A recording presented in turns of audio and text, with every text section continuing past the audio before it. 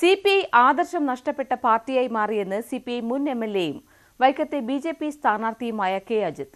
കോട്ടയം ജില്ലയിലടക്കം നേതൃസ്ഥാനത്തിൽ ഇരിക്കുന്നവർക്ക് അതിനുള്ള യോഗ്യതയുണ്ടോ എന്ന് അവർ പരിശോധിക്കണം. നിരവധി ആരോപണങ്ങളിൽപ്പെട്ട് നിൽക്കുന്നവരാണ് നേതൃത്വത്തിൽ ഇപ്പോഴും പ്രവർത്തിക്കുന്നത്. സംഘപരിവാർ ആശയങ്ങൾക്ക് പ്രസക്തി കൂടുന്നതുകൊണ്ടാണ് ഇന്ത്യയിൽ മുഴുവൻ അത് നിറഞ്ഞു നിൽക്കുന്നത്. രാജ്യത്ത് മുഴുവനുണ്ടാകുന്ന മാറ്റം കേരളത്തിലും വരണമെന്നും യുവതലമുറ ആഗ്രഹിക്കുന്നു. അതുകൊണ്ട് തന്നെ വൈക്കത്ത് BJP വിജയിക്കുമെന്നും ന്യൂസ് 18നോട് ആത്മവിശ്വാസം പ്രകടിപ്പിച്ചു. BJP-കാരനായി മാറിയ ശേഷമുള്ള ഒരു തെരഞ്ഞെടുപ്പ് പ്രചരണമാണ്. എന്താണ് അതിലൊരു വ്യത്യാസം? കഴിഞ്ഞ കാലങ്ങളിൽ നിന്ന് വ്യത്യസ്തമായി വൈക്കത്തെ ജനങ്ങൾ ഒരു മാറ്റത്തെക്കുറിച്ച് ചിന്തിക്കുന്നു എന്നതിൻ്റെ ഭാഗമാണ് എനിക്കിപ്പോൾ ഫീൽഡിൽ ഇറങ്ങി കഴിഞ്ഞപ്പോൾ കിട്ടുന്ന എൻ്റെ ഒരു സമീപനങ്ങൾ കിട്ടുന്നത്, ഒരു ഫീഡ്ബാക്ക് കിട്ടുന്നത് അങ്ങനെയാണ്. ഒരുപാട് ആൾക്കാർ, ഇടതും വലതിലുള്ള ആൾക്കാർ മാറ്റത്തെക്കുറിച്ച് ചിന്തിക്കുന്നുണ്ട്. അതെല്ലാം വോട്ടായി എൻ്റെ അടുത്തേക്ക് വരും എന്ന പ്രതീക്ഷയാണ് ഇപ്പോൾ എനിക്കുള്ളത്. ഈ വൈക്കത്ത് CPI-ലൊക്കെ ഉള്ള കുറേ പ്രശ്നങ്ങളുണ്ടല്ലോ, അതാണോ അജിത്തിനെ ഇങ്ങോട്ടേക്ക് എന്താണ് സംഭവിക്കുന്നത്? യഥാർത്ഥം ഞാൻ ആദ്യം പ്രവർത്തിച്ചിരുന്ന, അല്ലെങ്കിൽ ഞാൻ ജനിച്ചപ്പോൾ മുതൽ പ്രവർത്തിച്ചിരുന്ന രാഷ്ട്രീയ പാർട്ടിയായിരുന്നു കമ്മ്യൂണിസ്റ്റ് പാർട്ടി.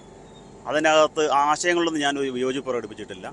ആശയം നടപ്പിലാക്കുന്ന വ്യക്തികളുടെ വ്യക്തിപരമായ പ്രശ്നങ്ങൾ ഉണ്ട്. അവരാശയം നടപ്പിലാക്കാൻ യോജിച്ചവരാണോ എന്ന് അവർ സ്വയം പരിശോധിക്കേണ്ടതാണ്.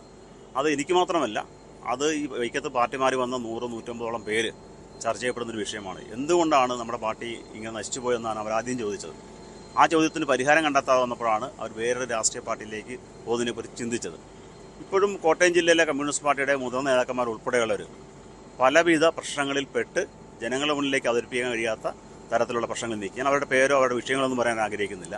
പക്ഷേ അവരൊക്കെ സ്വയം പരിശോധിക്കണം. താൻ ഈ സ്ഥാനത്തിരുന്ന് ഈ പാർട്ടിയെ നയിക്കാൻ തങ്ങൾക്ക് യോഗ്യതയുണ്ടോ എന്നൊരു പരിശോധിക്കേണ്ടതാണ്. അത് താഴെത്തട്ടിലേക്ക് വന്നപ്പോഴാണ് ഞങ്ങളെപ്പോലുള്ള സാധാരണ പ്രവർത്തകരും നേതാക്കന്മാർ ഉൾപ്പെടെ പോകുന്നത്. ഇനിയും ഒരുപാട് ആൾക്കാർ വരാൻ അപ്രോച്ച് ചെയ്ത് നിൽപ്പുണ്ട്. അവരെന്ന് ഞാൻ ഇപ്പോൾ ഇളക്കൊണ്ട് ഞാൻ തീരുമാനിച്ചിട്ടില്ല. പക്ഷേ സാഹചര്യം വരുമ്പോൾ അവരൊക്കെ ഈ പാർട്ടികളിലേക്ക് തന്നെ കടന്നു വരും. ഈ BJP പോലൊരു പ്രസ്ഥാനത്തിലേക്ക് CPI പോലെ ഒരുപക്ഷെ കേരളത്തിൽ ആദർശശുദ്ധിയിൽ വല്ലാതെ നിൽക്കുന്ന പ്രസ്ഥാനമാണെന്നാണ് പൊതുവെ വിലയിരുത്തപ്പെടുന്നത്. അവിടെ നിന്നാണ് ഒരു മുൻ MLA ആയിട്ടുള്ള കെ അജിത്ത് വരുന്നത് മാത്രമല്ല, ഇപ്പോൾ നിലവിൽ സിറ്റിംഗ് MLA പോലും വരികയാണ്. എന്താണ് ഇത്? കേവലം വൈക്കത്തിൻ്റെ പ്രശ്നം എന്ന് മാത്രം അപ്പോൾ നമുക്ക് കാണാൻ പറ്റില്ല. എന്താണ് ആ പാർട്ടിയിൽ സംഭവിച്ചത്? ആദർശശുദ്ധി എന്ന് പറയുന്ന ആ സംവിധാനം, അല്ലെങ്കിൽ ആ ഒരു വാക്ക്, അത് പാർട്ടിയിലും ഉപയോഗിക്കപ്പെടുന്നൊരു വാക്കായി മാറി. അത് പ്രാവർത്തികതയിലേക്ക് വരുന്നില്ല. ഇപ്പോൾ അത് ഉപയോഗിക്കാൻ വരുന്ന തരത്തിലേക്കുള്ള നേതാക്കന്മാരുടെ എണ്ണം കുറഞ്ഞിരിക്കുകയാണ് പാർട്ടിയിൽ. സഖാവ് കാനം പോലെയുള്ള ആൾക്കാരുണ്ടായിരുന്നുവെങ്കിൽ ഒരുപക്ഷെ ഇങ്ങനെയുള്ള സംഭവവികാസങ്ങൾ ഉണ്ടായാലായിരുന്നു. ഇപ്പോൾ പാർട്ടിയെ നയിക്കുന്നവർക്ക് അവരിപ്പം സ്വയം പരിശോധിച്ച് നോക്കണം. ഈ വർത്തമാനത്തിലല്ല, പ്രവൃത്തിയിലാണ് കാര്യമെന്ന് അവർ ബോധ്യപ്പെടണം. ഓരോ സഖാക്കൾക്ക് ഉണ്ടാകുന്ന പ്രശ്നങ്ങൾ പരിഹരിക്കാനും അതിനകത്തുണ്ടാകുന്ന വിഷയങ്ങൾ നോക്കാനും ഒന്നും പാർട്ടിക്ക് കഴിയാതെ പോവുകയാണ്. കുറേ ആൾക്കാർ അവർ ഭരണകർത്താക്കളായി മാറുന്നു, കുറേ ആൾക്കാർ അധികാരത്തിൻ്റെ ഭാഗത്ത് പോകുന്നു, കുറേ ആൾക്കാർ സുഖലോഭമായി മാറുന്നു. താഴേക്കടയിലുള്ള പ്രശ്നങ്ങൾക്ക് പരിഹാരം കണ്ടെത്താൻ കഴിയുന്നില്ല. ഗവൺമെൻറ് പക്ഷത്തിരിക്കുമ്പം ദുർബല വിഭാഗങ്ങൾക്ക് എന്ത് മേടിച്ചു കൊടുക്കാൻ കഴിഞ്ഞുവെന്ന് ആ പാർട്ടിയിലെ നേതാക്കന്മാരും മന്ത്രിമാരും പരിശോധിക്കപ്പെടേണ്ടതാണ്. ഈ CPI പോലൊരു പാർട്ടിയിൽ നിന്ന് പോകുമ്പോഴേ നിങ്ങൾ ഏറ്റവും കൂടുതൽ എതിർത്തിരുന്ന ഒരു പ്രത്യയശാസ്ത്രമാണ് സംഘപരിവാർ പ്രത്യയശാസ്ത്രം. ഏറ്റവും കൂടുതൽ ഇടത് പാർട്ടികൾ വിമർശിക്കുന്നത് അത് യഥാർത്ഥത്തിൽ അത്ഭുതകരമായ ആളുകൾക്ക് തോന്നാം. എങ്ങനെയാണ് ഇത് സംഭവിക്കുക എന്നുള്ളത്? അതെന്താണ് കേരളത്തിൽ അങ്ങനെ സംഭവിക്കുന്നത്? സംഘപരിവാർ ശക്തി ഇന്ത്യയിൽ ഉടലെടുത്തിട്ട് 100 വർഷം പൂർത്തീകരിക്കുകയാണ്. കമ്മ്യൂണിസ്റ്റ് പാർട്ടി ഉടലെടുത്തിട്ട് 100 വർഷം പൂർത്തീകരിക്കുകയാണ്. ഈ രണ്ട് ആശയങ്ങളും ഇന്ത്യയിൽ ആകമാനം അലയടിച്ചു വന്ന ഒരാശയങ്ങളാണ്. എന്തുകൊണ്ടാണ് കമ്മ്യൂണിസ്റ്റ് ആശയങ്ങൾ ഇന്ത്യയിലെ മറ്റ് സംസ്ഥാനങ്ങളിൽ നിന്ന് കേരളത്തിലേക്ക് മാത്രം ഒതുങ്ങിയത്? അപ്പോൾ ഏത് ആശയങ്ങൾക്കാണ് പ്രസക്തി കൂടുന്നത്? സംഘപരിവാർ ശക്തികൾ ആക്രമകാരികളാണെന്ന് പറയുന്നത് നമുക്കറിയാം. നമ്മുടെ നാട്ടിൽ പണ്ട് നക്സൽ വാരി ഉണ്ടായിരുന്നു.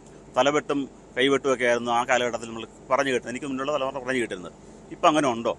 ഇപ്പം അങ്ങനെ ഇല്ലല്ലോ. എത്രയോ ആൾക്കാർ ആശയങ്ങൾ യോജിച്ചു പോകുന്നു.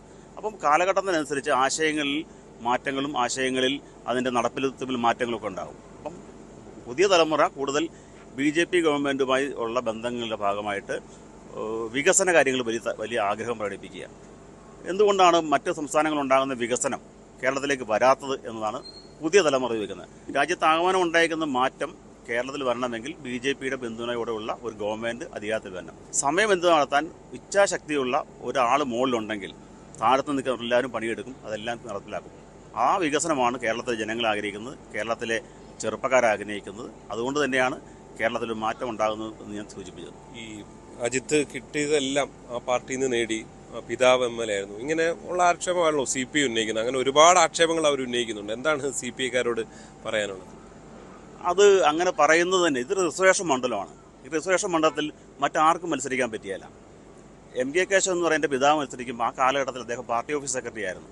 ആ കാലഘട്ടത്തിൽ പറ്റിയ ഒരു ലീഡർ MK കേശവനായിരുന്നു. അതുകൊണ്ട് MK കേശവൻ മത്സരിച്ചു. അതിനുശേഷം വന്ന് P നാരായണൻ മത്സരിച്ചത്. ആ കാലഘട്ടത്തിൽ CPM-ഉമായിട്ടുള്ള അടി ഉൾപ്പെടെയുള്ള കാര്യങ്ങളിൽ സഖാവ് P നാരായണൻ അറിയപ്പെടുന്ന മുളകുടി നാരായണൻ എന്നാണ്.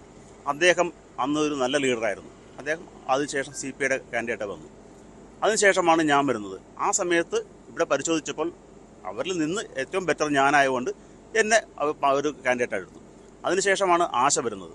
ആശ ആ കാലഘട്ടത്തിൽ ഒന്നുകൂടി എന്നെക്കാൾ ഒന്നുകൂടി ചെറിയ ആൾ, ചെറുപ്പമുള്ള ആൾ, പ്രവർത്തനങ്ങളും മികവ് കാണിച്ചിരുന്നു പാർട്ടി പ്രവർത്തനങ്ങൾ. അതുകൊണ്ട് ആശയെ എടുത്തു.